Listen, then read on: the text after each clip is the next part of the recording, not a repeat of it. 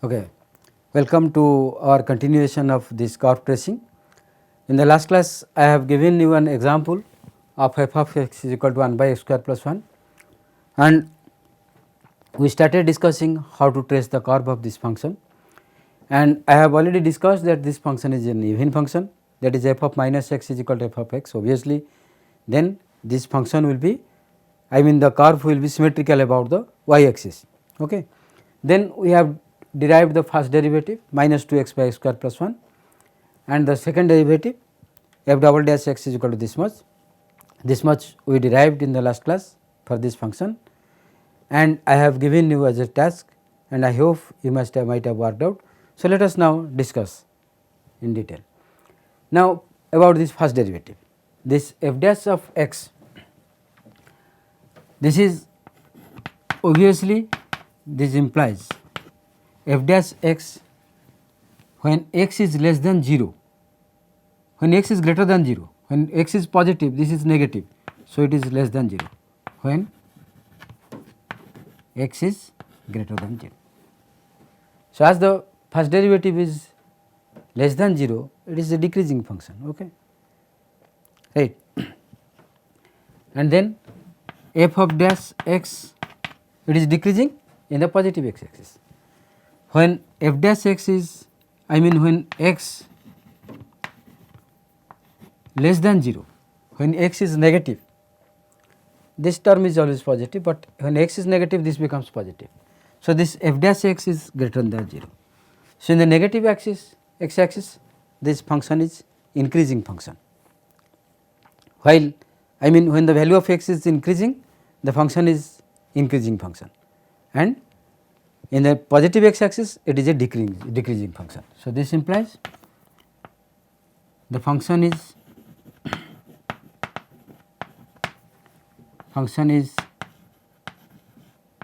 increasing in positive x axis, sorry, it is decreasing, function is decreasing because f dash x is less than 0, is decreasing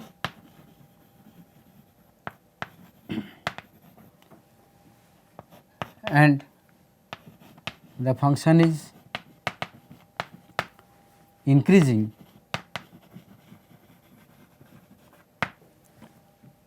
in negative x axis, and f dash x is equal to 0 at x is equal to 0. So, this is a stationary point or point of extremum. Okay. Then let us discuss about this f double dash x. You can see when 3x square is greater than 1, this f double dash x is positive, means x square is greater than 1 by 3. The function is means the second derivative is positive. But when 3x square is less than 1, f double dash x is decreasing. That means f double dash x is greater than 0 for 3x square greater than 1. This implies x square greater than 1 by 3, and this is less than 0 when 3x square is less than 1. This implies x square is less than 1 by 3. Okay. So, the slope of the function at x is equal to 1 by x, at x square is equal to 1 by 3, it is equal to 0 at x square is equal to 1 by 3. So, you can see this second derivative is 0 at x square is equal to 1 by 3 or x is equal to plus or minus 1 by root 3. So, at this point the second derivative is 0, above this or below this point you can see the slope of the function changes, f dash f double dash x value sign is changing. So, as the sign is changing, obviously this is the point of inflection where the direction of curve, bending of the curve will change. Okay. and at x is equal to 0 the function value is 1, and function as x increases it decreases. In the negative direction x axis as x increases it increases, okay. And obviously it is symmetrical about y axis because the function is even. So, this is x, this is f of x. So, here it will change like this. This is the point 1 by root 3, the point of inflection where the direction of curve is changing. Okay. You can see here it is concave upward, it is here concave downward. This is the point of inflection. And in the negative axis it is symmetrical, the function is symmetrical. Again this is minus 1 by root 3 where there is the point of inflection. You can see the negative x value as increases, when we approach the 0 the negative value is increasing, as it is up, as it is increasing the slope is increasing, I mean the function is increasing. But here as x increases the slope decreases, the function value decreases. Okay. So, this is the shape of or the curve shape of the curve for this particular example, and likewise we can trace any curve for any function. I mean we can trace curve for any function, whether it is algebraic function or trigonometric function or logarithmic function. So, we have to just take the help of these tools, that is derivatives, first derivative, second derivative and higher order derivative, to draw some important conclusions where the curve changes its direction, where there are maximas, where there are minimas, and what is the domain, what is the range, and what are the intercepts along the axis, so that we can get a complete picture of the complete visualization of the function in terms of plotting a curve. And this helps us in both mathematics and physics to understand the phenomena in a better way. That is why this curve tracing has immense importance in both physics and mathematics. Okay. So, you just with these ideas, with the help of these mathematical tools, you can simply play with the graphs, right, how the graph is changing at what point, everything you can make a complete dissection of the graph with the help of these tools, derivatives or differentiation. Okay. Now, we will move to another important part of this calculus, that is called infinite series. Okay. Why this is so important, this infinite series? Let us discuss a funny example, then we will move to an infinite series. This is often in the mathematics community, it is often popularly known as race course paradox. Race course paradox. Okay. Suppose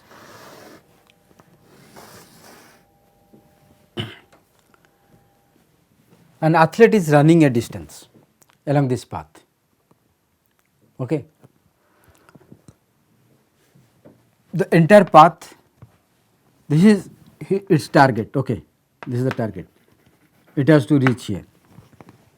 The entire path is say 1, and to cover half of this path, say here,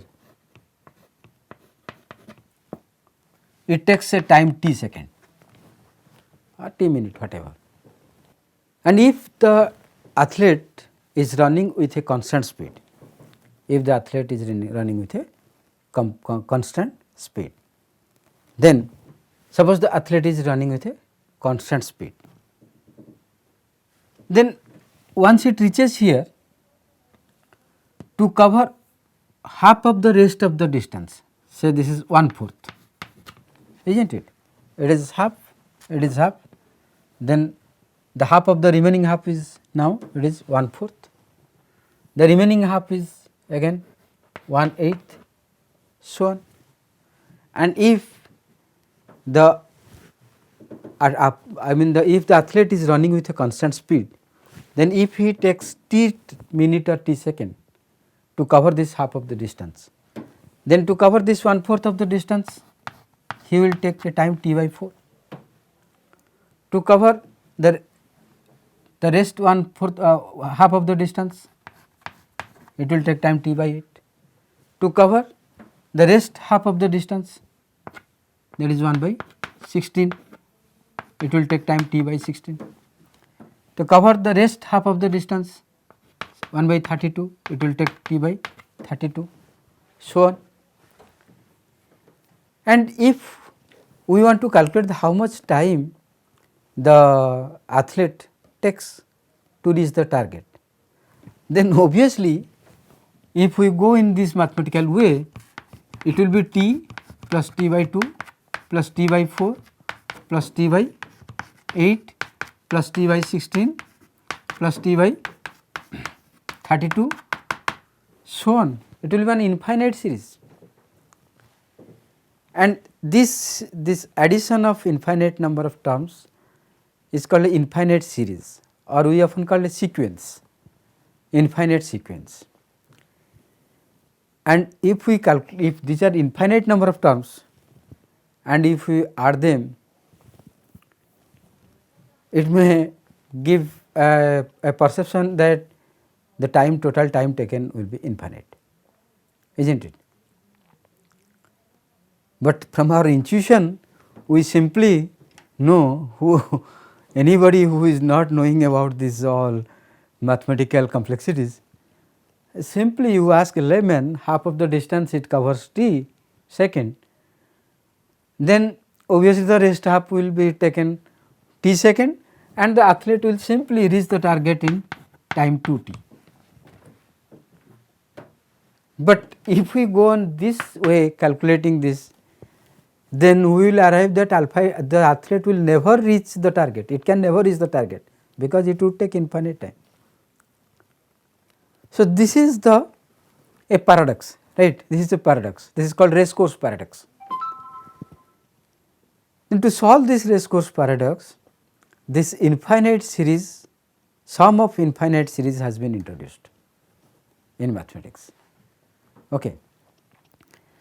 So, let us take this infinite series, the sum of this infinite series. It is a t plus t by 2 plus t by 2 square plus t by 2 cube, so on. So that in general term it is t by 2 to the power n. Okay. Then to calculate this infinite terms, before calculating the infinite terms, let us take the partial sum of this infinite series. I mean it is continuing, and let us take a partial sum of this sequence or series. Let us take the first n terms. So then, and let us write the sum of this partial sum, this finite number of terms as s. Obviously, if we consider a finite number of terms, its summation will be definitely finite, right. So, this s is equal to our t plus t by 2 plus t by 2 square up to t to the power 2 to the t by 2 to the power n minus 1, the n number of terms. The next term will be t to the power t by 2 to the power n, just the previous term is t by 2 to the power n minus 1. So, it is equal to now t taking common 1 plus 1 by 2 plus 1 by 2 square, so on 1 by 2 to the power n minus 1. Okay. And this is a general series, geometric series, whose sum is your 2 minus 1 by 2 to the power n plus 1. This series, this is a general geometric series. So that we know mathematically we can calculate that this sum is 2 minus 1 by 2 to the power n plus 1. This is the sum of the partial, I mean the partial sum of this infinite series. When we take n tends to infinite, this term will vanish, because 1 by 2 to the power n plus 1, when n is infinite it is 0, and this will give us this total sum is equal to 2 to the power n. So, when n tends to infinite, this Sn is giving the value 2, this is 2, this is 0, this is, so it is 2t, which is the result it should have been. I mean, from the intuition we know that if the athlete takes t second to reach half of the distance, then the total distance it should take 2t. And in this mathematical series, infinite series, we also arrive at this 2t, the same result. So, the point is here, while calculating the infinitely many terms, the sum of the infinitely many terms are not necessarily an infinite value, may not be necessarily infinite, it may give us a finite value. This is the point which resolves this paradox. So, what we generally think that sum of infinite number of terms should be always infinite, it is not like that. The infinite number of infinitely many terms can sum to a finite term. This we have proved here. Okay. This is called infinite series or infinite sequence. So, what we have to do? We have to take a partial sum, then we will take the limit n tends to infinite. If this partial sum approaches a limiting value, then this infinite series will have a finite value, and we say the series is convergent, this series is convergent. So, to sum up, if we have got an infinite sequence or infinite series which is represented like this, u1 plus u2 plus u3 plus u4 dot dot up to infinite term, then we will take a partial sum of this series, and this partial sum will take n number of terms, and this n number of terms when they are added, their sum will be a function of n.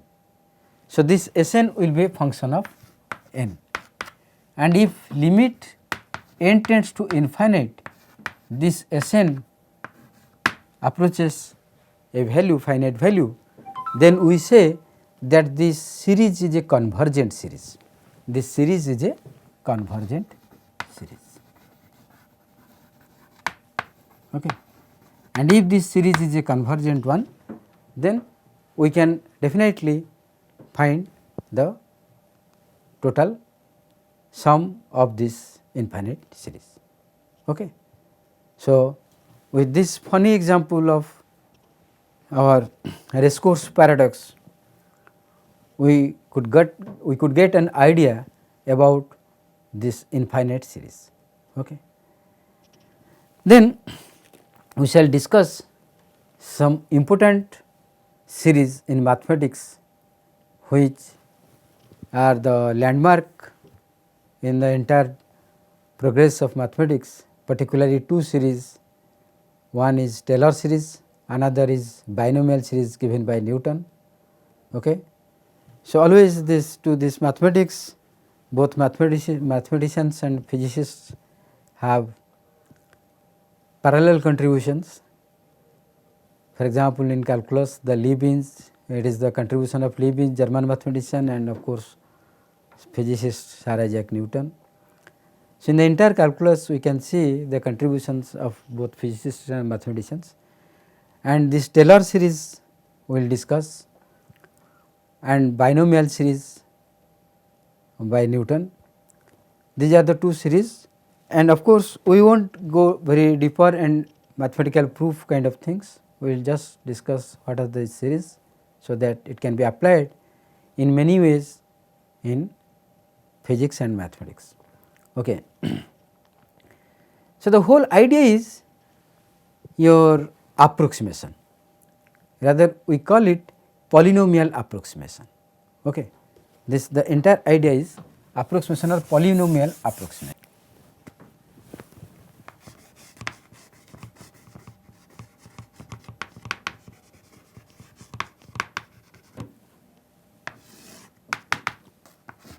Polynomial approximation.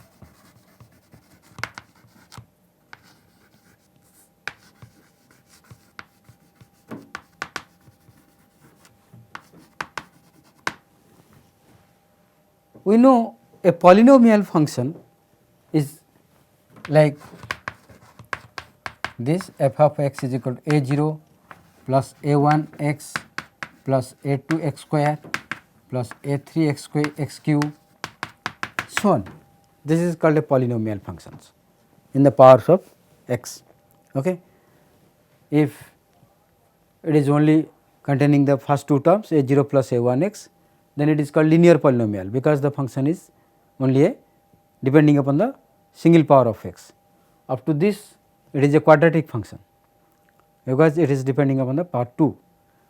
Then higher order polynomials, so that it involves x to the power n. The entire this theory or series, infinite series theory says that we can take any, we can express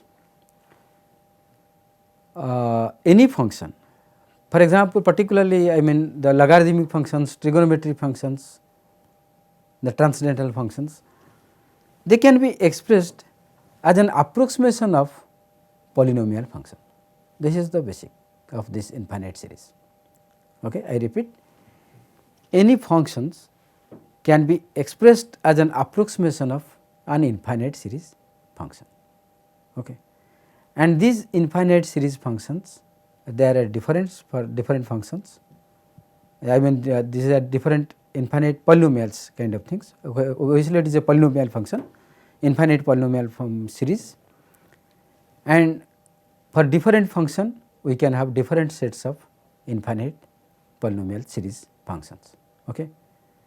And most important is the Taylor series, which we shall discuss in the next class. Okay. Thank you.